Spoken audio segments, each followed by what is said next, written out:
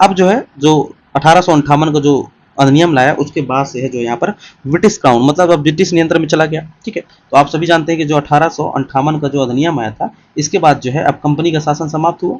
ठीक है, तो अभी तक तो कंपनी अधिनियम ला रही थी, अब जो है ब्रिटिश संसद यहाँ से अधिनियम बनाएगी। ठीक है, तो ब्रिटिश संसद का यहाँ से अधिनियम आएंगे, तो इस चीज़ को आपको याद रखना है। ठीक है, ब्रिटिश संसद यहाँ पर अधिनियम लेके आती है। ठीक है दोस्तों, चलिए, तो अब जो है चाहे हमारा भारत परिषद अधिनियम क्यों, क्योंकि भारत सचिव बनाया गया और भारत के लिए 15 सदस्यीय क्या बनाई गई थी, परिषद बनाई गई थी।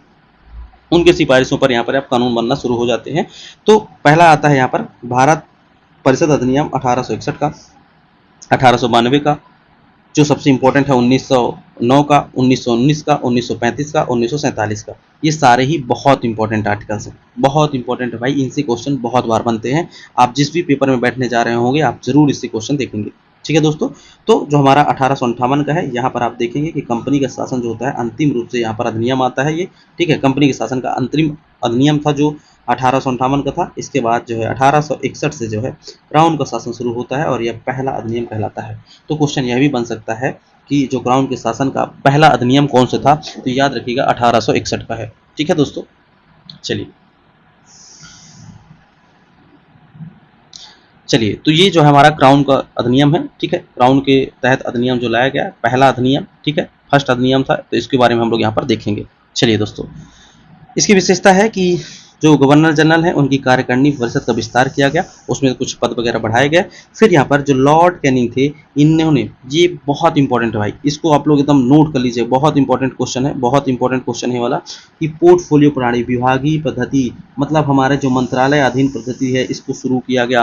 वेरी इंपॉर्टेंट है भाई, बहुत इंपॉर्टेंट है, इसको आप लोग जरूर याद रखिएगा, वीवीआई इसको याद रख लीजिएगा। यहाँ से क्वेश्चन बहुत ज़्यादा पूछे जाते हैं कि विभागीय प्रणाली अर्थात मंत्रालय व्यवस्था जो है, पोर्टफोलियो प्रणाली जो है कहाँ से लागू हुई, इस अधिनियम से, तो 1861 का अधिनियम याद रखिएगा। और किसके द्वारा लागू की गई, तो लॉर्ड कैनिंग के द्वारा लागू की गई। भाई ये बहुत इंपॉर्टेंट है, इसको जरूर याद रखिएगा। फिर है यहाँ पर है कि गवर्नर जनरल में जो है 6 माह के लिए जो है अध्यादेश जारी कर सकता है।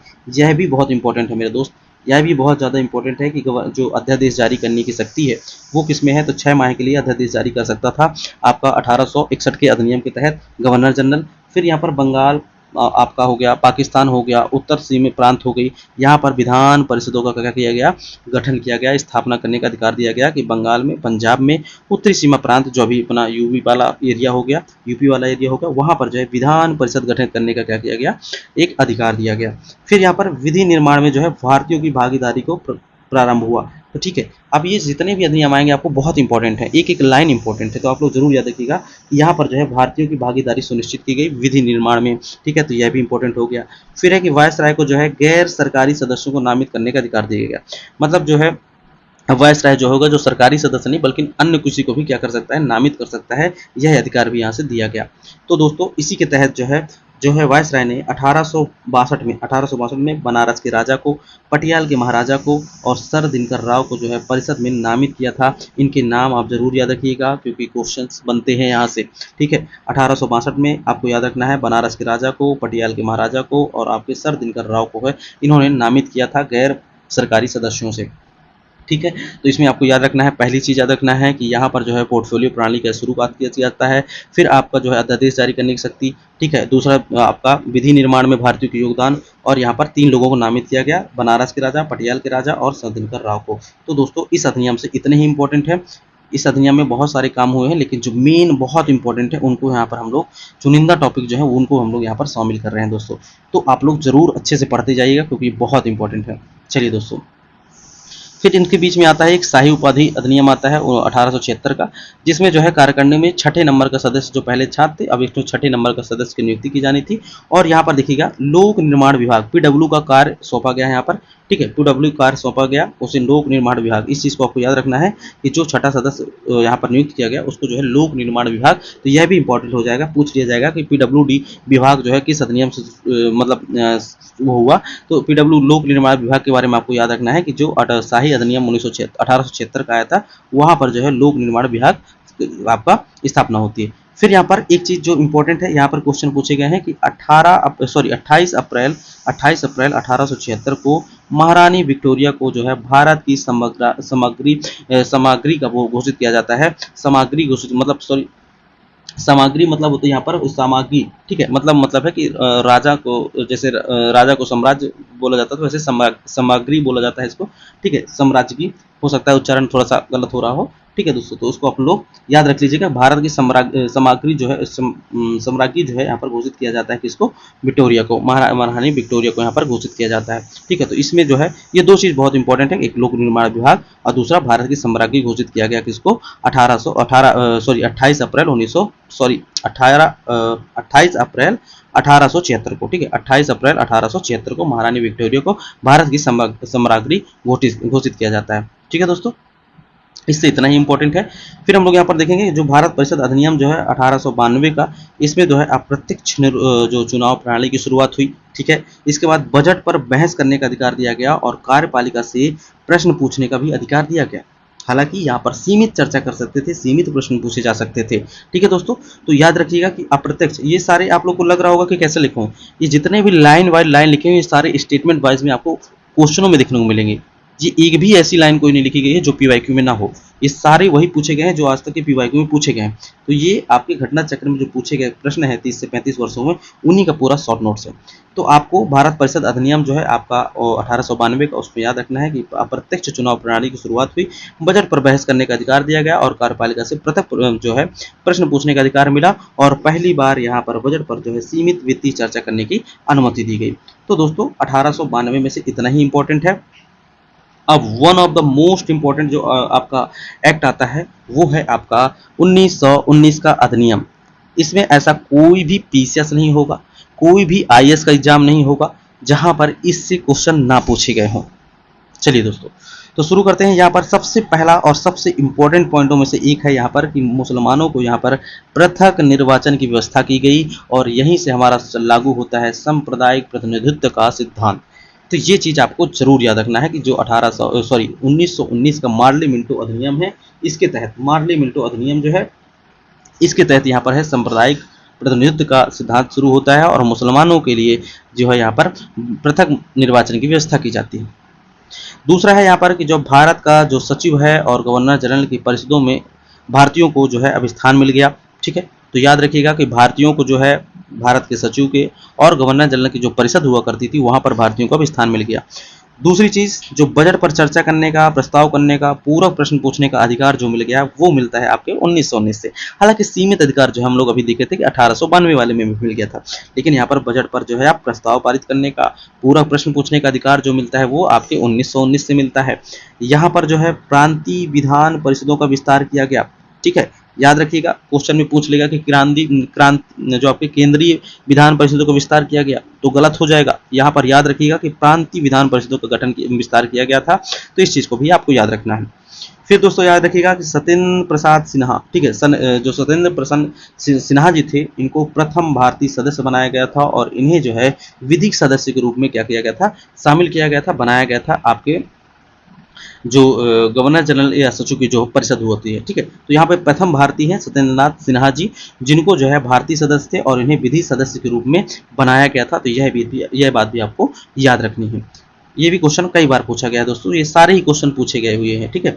फिर है कि विश्वविद्यालय, जमींदारों एवं कॉरपोरेशन एवं चैम्बर ऑफ कॉमर्स को यहाँ पर प्रतिनिधित्व मिला, ठीक है। इन सभी जगह आपको प्रतिनिधित्व मिला भारतीयों को, ठीक है। अब यहाँ पर कुछ फैक्ट है जिसको आपको याद रखना है कि जो लॉर्ड मैकाले थे, सॉरी, जो लॉर्ड मार्ले थे, मार्ले जो थे ये भारत के सचिव थे, जबकि लॉर्ड मिंटो जो थे उस समय जो है भारत के वायसराय के रूप में जाने जाते थे, इसलिए हम इसको जानते हैं मार्ले मिंटो सुधार के नाम से भी जानते हैं। 1919 के अधिनियम को जो हम लोग मार्ले मिंटो सुधार के नाम से भी जानते हैं। तो इस चीज को आपको याद रखना है कि जो मार्ले थे वो भारत के सचिव थे, मिंटो जो थे वो भारत के वायसराय थे।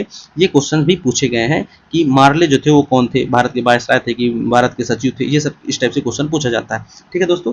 फिर यहाँ पर एक इंपॉर्टेंट क्वेश्चन, यहाँ पर 100 बार क्वेश्चन पूछा होगा, 100+ यहाँ से क्वेश्चन पूछा गया होगा कि जो लॉर्ड मिंटो हैं उनको सांप्रदायिक निर्वाचक का जनक कहा जाता है। सांप्रदायिक निर्वाचक का जनक किसे कहा जाता है, तो लॉर्ड मिंटो को, जो भारत के उस समय क्या थे, वायसराय थे, ठीक है, वायसराय थे, इसलिए उनको बोला जाता है, और इसलिए उनको बोला जाता है कि सांप्रदायिक निर्वाचक के जनक कहे जाते हैं, ठीक है दोस्तों। ये भी बहुत इंपॉर्टेंट अधिनियम था। इस अधिनियम से जितने भी क्वेश्चन अभी तक पूछे गए हैं उन सभी क्वेश्चन को हम लोग यहाँ पर बात कर लिए हैं दोस्तों, ठीक है दोस्तों। चलिए अब हम लोग चलते हैं एक और सबसे इम्पोर्टेंट जो क्लास देख रहा होगा आज वो बहुत खुश होगा कि ये वीडियो हमको कहाँ से मिल गई, क्योंकि भाई यहाँ पर एकदम चुनिंदा टॉपिक और चुनिंदा बातें यहाँ पर लिखी गई हैं जो एकदम एग्जाम पॉइंट ऑफ व्यू से बहुत इंपॉर्टेंट है, वेरी इंपॉर्टेंट है। चलिए दोस्तों, तो यहाँ पर हम लोग बात करेंगे दोस्तों भारत शासन अधिनियम जो आता है हमारा 1919 का, जिसको हम मॉन्टेस्को चैटफोर्ड सुधार के नाम से जाना जाता है। सेम वही बात है, जैसे मॉन्टेस्को यहाँ के सचिव होते हैं और चैटफोर्ड जो है आपके सॉरी आपके आपके वो गवर्नर जनरल होते हैं, वाइस राय होते हैं, सॉरी वाइस राय होते हैं, ठीक है। तो उन्हीं के नाम पर यहाँ पर मॉन्टेस्को चैटफोर्ड सुधार नाम से जाना जाता है। तो ये 1919 का अधिनियम भी बहुत सारा है, इसके कई सारे प्रावधान जो है भारत के संविधान निर्माण के दौरान लिए गए हैं यहाँ से, ठीक है। तो अब दोस्तों याद रखिएगा, केंद्र में यहाँ पर है द्विसदनी विधानमंडल की स्थापना की गई, ठीक है। प्रथम जो होती थी राज्य परिषद और दूसरी हो जाती थी आपका केंद्रीय विधान परिषद। इसे आप राज्यसभा और लोकसभा के रूप में जान सकते हैं, लोकसभा और राज्यसभा के रूप में से आप लोग जान सकते हैं। तो याद रखिएगा कि केंद्र में जो है द्विसदनी व्यवस्था के लिए कौन सा है, 1919 का अधिनियम है। फिर है इसमें पहली बार जो है प्रत्यक्ष चुनाव किया गया, पहली बार यहाँ पर प्रत्यक्ष, अभी तक आप लोग को याद होगा अप्रत्यक्ष चुनाव कहाँ से लाया, पहली बार, ठीक है। तो अभी हम लोगों ने देखा था कि जो अप्रत्यक्ष चुनाव प्रणाली थी वो आपका परिषद अधिनियम जो 1892 वाला था, वहां से हम लोग अप्रत्यक्ष चुनाव प्रणाली की शुरुआत हुई थी। लेकिन अब यहाँ पर देखिए आप लोग प्रत्यक्ष चुनाव प्रणाली कहाँ शुरू होती है भैया, ठीक है। प्रत्यक्ष चुनाव प्रणाली कहाँ शुरू हो गई, तो आपका जो है भारत शासन अधिनियम जो है 1919 का। इसके बाद आप लोग यहाँ पर देखेंगे केंद्रीय और प्रांतीय दोनों बजट को क्या कर दिया गया, अलग कर दिया गया। मतलब यहाँ से केंद्र का बजट जो अलग बनेगा और राज्य का बजट क्या हो जाएगा, अलग बनेगा, जो कि अभी भी यहाँ पर ऐसा प्रावधान है, ठीक है, अभी भी यही वाला प्रावधान है, ठीक है दोस्तों। तो इस चीज़ को याद रखना है कि केंद्रीय और प्रांतीय बजट को किस अधिनियम के तहत अलग किया गया था, तो उस चीज़ को आपको याद रखने का, जो 1919 का अधिनियम था उसके तहत, 1919 का अधिनियम, ठीक है, 1919 का जो अधिनियम था उसके तहत जो है यहाँ पर प्रांतीय एवं केंद्रीय बजट को अलग किया गया। फिर यहाँ पर दोस्तों देखिएगा इंपॉर्टेंट है, ये बहुत इंपॉर्टेंट है, ये 1935 में सेम अपोजिट हो जाता है, ठीक है। तो यहाँ पर प्रांतों में द्वैत शासन लागू हो गया, ठीक है।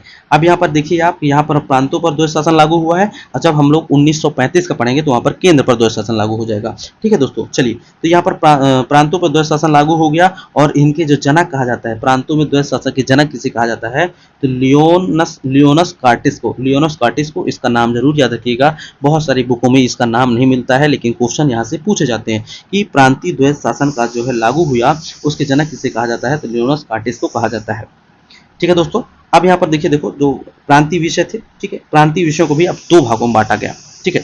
एक तो आरक्षित विषय इसमें हो गए, और दूसरा हो गया हस्तांतरित विषय, ठीक है। तो आपको याद रखना है कि दो भागों में इनको बांटा गया, पहला हस्तांतरित विषय और दूसरा हो गया आपका सॉरी आरक्षित विषय, और आपका दूसरा हो गया हस्तांतरित विषय, ठीक है दोस्तों। तो जो आरक्षित विषय था ये आपके वायसराय के कंट्रोल में हुआ करता था, जबकि हस्तांतरित विषय हुआ करते थे वो आपके अन्य बॉडी पर हुआ करते थे, ठीक है दोस्तों। तो यहाँ पर हस्तांतरित विषय में क्या क्या शामिल था, तो याद रखिएगा वित्त शामिल था, पुलिस शामिल थी, न्याय शामिल था, कराधान शामिल था, भू राजस्व शामिल था, संचार व्यवस्था शामिल थी, जो कि अभी केंद्र के पास लगभग ये सारी व्यवस्था होती है, ठीक है। लेकिन राज्य की व्यवस्था में पुलिस जो है राज्य की व्यवस्था में आता है। लेकिन जनरली मैं आपको बता रहा हूँ यहाँ पर कि जो आरक्षित विषय हुआ करती थी, पावरफुल जो विषय हुआ करती थी, जहाँ से प्रशासन नियंत्रण होता था, वह जो है आपके आरक्षित विषयों में होता था, जिसको हम लोग रिजर्व सब्जेक्ट बोलते हैं, ठीक है। इसके बाद आपका जो होता है हस्तांतरित विषय। अब हस्तांतरित विषय में आपको याद रखना है कृषि हो गया, शिक्षा हो गई, जन स्वास्थ्य हो गया, स्थानीय सुशासन हो गया, सहकारिता हो गई, उद्योग हो गया, और पशुपालन आदि जो प्रावधान किए गए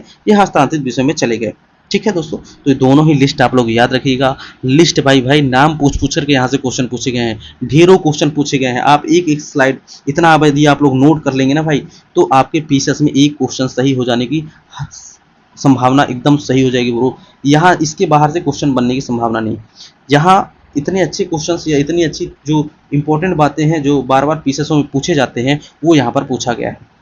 अब दोस्तों जो हमारा 1919 का अधिनियम है, ये बहुत इंपॉर्टेंट अधिनियम है, इसलिए हम लोग यहाँ पर देखेंगे कुछ अन्य प्रावधान जो यहाँ पर इंपॉर्टेंट है 1919 के, वो है जैसा कि सबसे इंपॉर्टेंट, देखिए बार बार क्वेश्चन जो पूछे जाते हैं कि ली आयोग की सिफारिश पर, अभी ये क्वेश्चन नहीं पूछा गया कि किस आयोग की सिफारिश पर, लेकिन अब यहाँ पर क्वेश्चन पूछा जा सकता है कि जो लोक सेवा आयोग की व्यवस्था की गई थी आपके 1919 के अधिनियम से, तो किस समिति की सिफारिश पर की गई थी, ठीक है। तो यहाँ पर पूछा जा सकता है। तो आपको याद रखना है कि ली आयोग की सिफारिश पर जो है यहाँ पर लोक सेवा विभाग की व्यवस्था की गई, जिसका गठन जो है ठीक है, जिसका गठन जो है 1926 में किया जाता है। दोस्तों इस चीज़ को याद रखना है कि सर्वप्रथम लोक सेवा आयोग का गठन कब किया गया, तो 1926 में किया गया। किस अधिनियम के द्वारा किया गया, तो याद रखना है आपको किस अधिनियम के द्वारा किया गया, तो आपको याद रखना है कि जो 1919 का अधिनियम है उसके तहत जो है 1926 में लोक सेवा आयोग का गठन किया गया। और किसकी सिफारिश पर किया गया, तो यह भी आपको याद रखना है कि यहाँ पर जो ली आयोग है इसके सिफारिश पर किया गया। ठीक है दोस्तों, फिर सेकंड बात आता है कि यहाँ पर कार्यकारिणी परिषद में जो है 6 में से 3 भारतीय सदस्य अनिवार्य कर दिए गए। ये भी याद रखना है आपको कि कार्यकारिणी परिषद में जो आपके वायसराय की कार्यकारिणी परिषद है उसमें टोटल 6 सदस्य थे, और छठवां सदस्य जो जोड़ा गया था आपके सिन्हा जी को जोड़ा गया था, जिनको आपका विधि सदस्य के रूप में जोड़ा गया था। ठीक है दोस्तों, तो यहाँ पर अब यहाँ पर बोल दिया गया कि जो 6 होंगे ना उसमें से 3 भारतीय सदस्य होना अनिवार्य हो गया। ठीक है, तो अनिवार्य कहाँ से बनाया गया, तो 1919 के अधिनियम से बनाया गया। फिर दोस्तों यहाँ पर सांप्रदायिक निर्वाचन का क्या किया गया, थोड़ा विस्तार किया गया, अन्य लोगों को भी यहाँ पर जोड़ा गया। ठीक है, तो सांप्रदायिक निर्वाचन जो हमारा है किसमें है, आप बहुत अच्छे से जानते हैं कि 1919 का अधिनियम है। हालांकि यहाँ पर जो सामुदायिक निर्वाचन का विस्तार कहाँ पर आपको देखने को मिलेगा, तो वो 1919 वाले से मिलेगा। ठीक है दोस्तों, फिर यहाँ पर महिलाओं को भी यहाँ पर पहली बार मतदान का अधिकार दिया गया। मतदान का अधिकार जो है महिलाओं को पहली बार कब दिया गया, तो याद रखिएगा 1919 का जो अधिनियम था उसके तहत महिलाओं को पहली बार जो है मतदान का अधिकार दिया गया। यहाँ इस समय जो है ब्रिटेन के प्रधानमंत्री कौन थे, लॉर्ड जॉर्ज। ठीक है, लॉर्ड जॉर्ज जो है इस समय ब्रिटेन के प्रधानमंत्री थे, और महिलाओं को जो है यहाँ पर पहली बार मतदान का अधिकार दिया गया। यह भी बहुत इंपॉर्टेंट क्वेश्चन है। ठीक है दोस्तों, अब दोस्तों यहाँ पर जो है कुछ वैधानिक आयोगों का स्थापना किया गया। फिर इसमें जो तथ्य है सबसे बड़ा इंपॉर्टेंट जो है कि प्रांतों में जो है द्वैत शासन, इसको आपको याद इसलिए रखना है कि जैसे ही हम लोग 1935 का पढ़ेंगे वहां पर देख लीजिएगा कि केंद्रों में द्वैत शासन आ जाता है। ठीक है, केंद्र में द्वैत शासन स्थापित हो जाता है और यहाँ पर जो आपका प्रांत वाला है वो समाप्त हो जाता है दोस्तों। चलिए दोस्तों, तो हम लोग एक और नेक्स्ट इंपॉर्टेंट जो जहाँ से क्वेश्चन बनते हैं 1935 का, ये जो है भारत का आधा संविधान इसमें से लिया गया है। भारत की जो संविधान में बातें शामिल हैं इससे बहुत सारी चीज़ें ली गई हैं। चलिए दोस्तों, तो अब हम लोग इसके बारे में बात करेंगे कि जो भारत शासन अधिनियम है 1935 का, इसका आधार क्या था। तो याद रखिएगा कि साइमन कमीशन जो आई थी उस साइमन आयोग की जो रिपोर्ट थी, साइमन आयोग की जो रिपोर्ट थी उसके आधारित ये जो है 1935 का अधिनियम लाया गया था। साइमन आयोग जो है वो 1919 के अधिनियम को समीक्षा करने के लिए आया था, और उसके आधार पर ही यहाँ पर फिर आपका 1935 का अधिनियम लागू किया जाता है, जिसमें जो है 321 धाराएं और 10 अनुसूची जोड़ी जाती हैं। इसकी विशेषता क्या है दोस्तों, तो याद रखिएगा इसकी विशेषताओं में सबसे इंपॉर्टेंट विशेषताओं में से याद रखिएगा यहाँ पर जो है अखिल भारतीय संघ की परिकल्पना की गई, ऑल इंडिया फेडरेशन की क्या की गई, संकल्पना की गई, जिसमें जो है इसमें शामिल क्या क्या है, तो याद रखिएगा 11 ब्रिटिश प्रांतों को शामिल किया गया।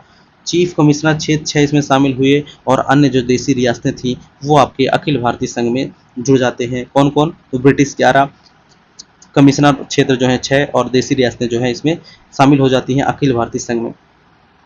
दूसरी चीज़ यहाँ पे क्या इंपॉर्टेंट होती है ब्रो, कि यहाँ पर जो है आपका प्रांतीय स्वायत्तता लागू हो जाती है। इस चीज़ को भी आपको याद रखना है कि अब यहाँ पर प्रांतीय स्वायत्तता को लागू किया गया, और यहाँ पर केंद्र में जो है दोहरा शासन या द्वैध शासन लागू कर दिया गया, और इसके तहत जो है संघीय, प्रांतीय और समवर्ती सूचियों का निर्माण किया गया, जो भारत के अभी वर्तमान में 7वीं अनुसूची में है। 7वीं अनुसूची में है, आप इसको जाकर देख लीजिएगा कि भारत की 7वीं अनुसूची में जो है इन 3 सूचियों के बारे में लिखा गया है, राज्य सूची, संघ सूची, समवर्ती सूची। तो ये प्रावधान जो है हमारे 1935 के अधिनियम से लिया गया। ठीक है दोस्तों, तो इतनी बातें अभी और याद रखना है आपको। अब हम लोग देखते हैं कि इससे और क्या इंपॉर्टेंट बातें हैं। ठीक है, यहाँ पर याद रखिएगा कि अधिकतर चीज़ें जो है संघीय बनाई गई, केंद्र प्रदेश जो हमारे अभी वर्तमान संविधान में है उस हिसाब से यहाँ पर ज़्यादा से ज़्यादा विषय यहाँ पर बनाई गई थी। चलिए दोस्तों, तो यहाँ पर नेक्स्ट क्या हो जाएगा, जैसे हो गया यहाँ पर संघीय न्यायपालिका की स्थापना की गई। ठीक है, मतलब जो सुप्रीम कोर्ट है हमारी, संघीय सुप्रीम कोर्ट की स्थापना की गई। फिर यहाँ पर भारत परिषद जो है समाप्त कर दिया गया, जो भारत के लिए परिषद बनाया गया था, जो परिषद थी भारत परिषद जो ब्रिटिश में काम करती थी उसको समाप्त कर दिया गया।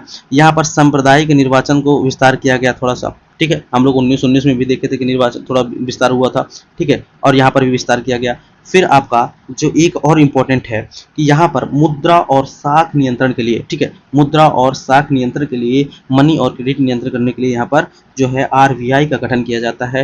One of the most question है, यहाँ पर कई बार क्वेश्चन ये पूछे गए हैं कि आरबीआई का जो गठन हुआ है किस अधिनियम के तहत हुआ है, तो याद रखिएगा आप लोग 1935 का जो अधिनियम आया था उसके तहत आरबीआई का गठन किया जाता है। फिर दोस्तों यहाँ पर मताधिकार का विस्तार जो है, मताधिकार का विस्तार यहाँ पर 10% जनसंख्या को शामिल कर लिया गया। मताधिकार के विस्तार में आप 10% संख्या को शामिल शामिल कर लिया गया और बर्मा को जो है भारत से अलग कर दिया गया, वहीं अदन को भारत से अलग कर दिया गया और ब्रिटिश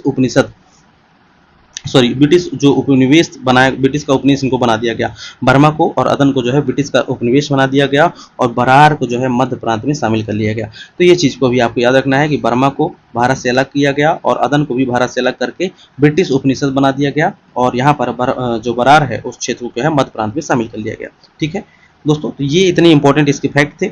अब यहाँ पर कुछ कथन है, जैसे अंबेडकर साहब ने कहा है कि 1935 का जो अधिनियम है ये भारतीय संविधान का सबसे बड़ा स्रोत है। ये किसने कहा? तो याद रखिएगा अंबेडकर ने, कि 1935 का जो अधिनियम है भारतीय संविधान का सबसे बड़ा स्रोत है। ये किसने कहा था? तो अंबेडकर साहब ने कहा था। वहीं यदि हम लोग नेहरू जी की बात करेंगे तो याद रखिएगा गुलामी का अधिकार पत्र कहा था इन्होंने, और एक ऐसी कार है जिसमें अनेकों ब्रेक हैं लेकिन इंजन नहीं है, ये किसके कथन है? तो ये नेहरू जी के कथन है और ये दोनों ही कथन कई बार पूछे गए हैं। ठीक है दोस्तों, तो याद रखिएगा कि गुलामी का अधिकार पत्र और एक ऐसी कार जिसमें ब्रेक नहीं है, कई ब्रेक हैं लेकिन इंजन नहीं है, ये किसका कथन था? तो ये आपका नेहरू जी के कथन था और यह जो है 1935 के अधिनियम के लिए बोला गया था। वहीं आप अंबेडकर का देखेंगे तो 1935 का अधिनियम है जो भारत शासन का सबसे बड़ा स्रोत मानते हैं। इसी को याद रखना है कि भारत के संविधान का सबसे बड़ा स्रोत कौन मानते हैं? अंबेडकर मानते हैं 1935 के अधिनियम को। तो दोस्तों ये बहुत इंपॉर्टेंट अधिनियम है, इससे कई बार क्वेश्चन पूछे गए हैं, तो आप लोग इसको जरूर अच्छे से पढ़ लीजिएगा, नोट्स बना लीजिएगा और इसमें जो है हमारी जो नेक्स्ट क्लास होगी वहाँ पर हम लोग PYQ करेंगे, तो आप लोग PYQ में भी जरूर जुड़िएगा दोस्तों। ठीक है दोस्तों, PYQ के साथ भी आप लोग जरूर जुड़िएगा।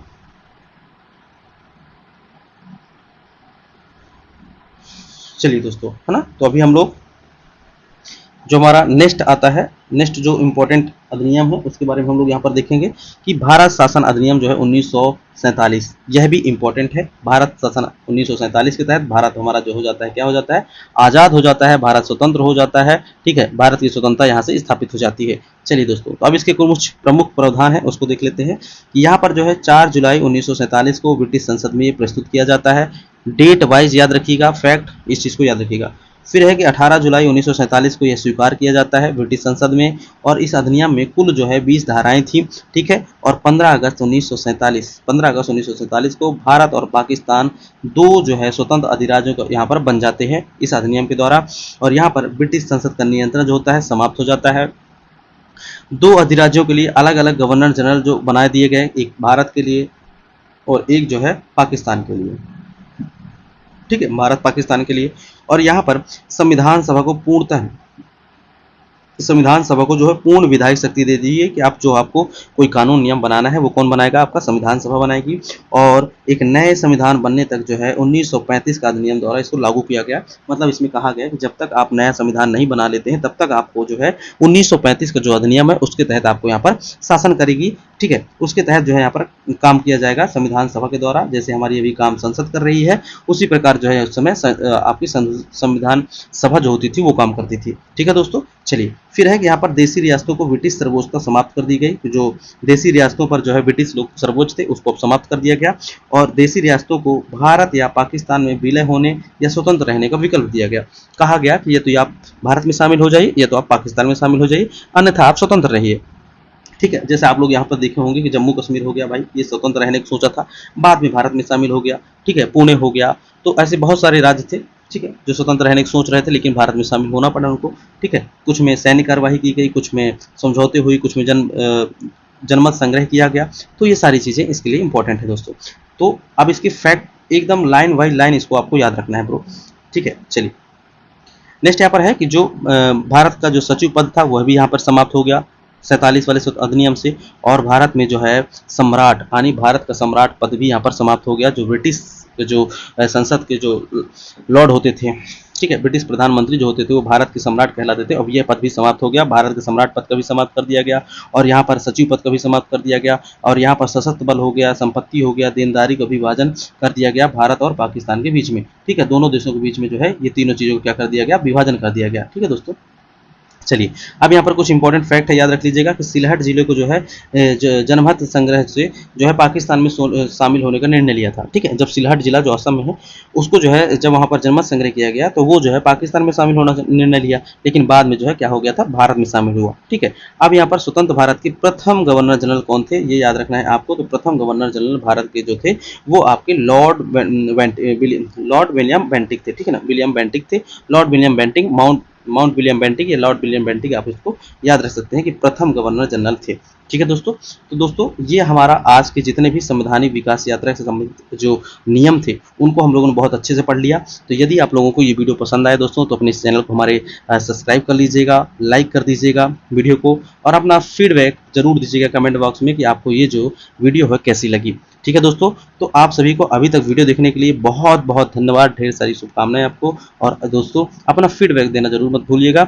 अब हम लोग मिलेंगे इसी का सेम PYQ सेशन जब हमारा होगा तो आप लोग को वीडियो अपलोड कर दी जाएगी, आप उसे जरूर देखिएगा और बताइएगा कि उसमें क्या कमी है। ठीक है दोस्तों, तो अब हम मिलेंगे इसी का PYQ सीरीज में, जहां पर हम लोग अभी तो थ्योरी देख लिए, अब हम लोग ऑब्जेक्टिव टाइप क्वेश्चन सॉल्व करेंगे। ढेर सारे क्वेश्चन है इसमें। तो दोस्तों अगेन आप सभी को अभी तक वीडियो देखने के लिए बहुत बहुत धन्यवाद। अब हम लोग यहीं पे अपनी क्लास को एंड करते हैं।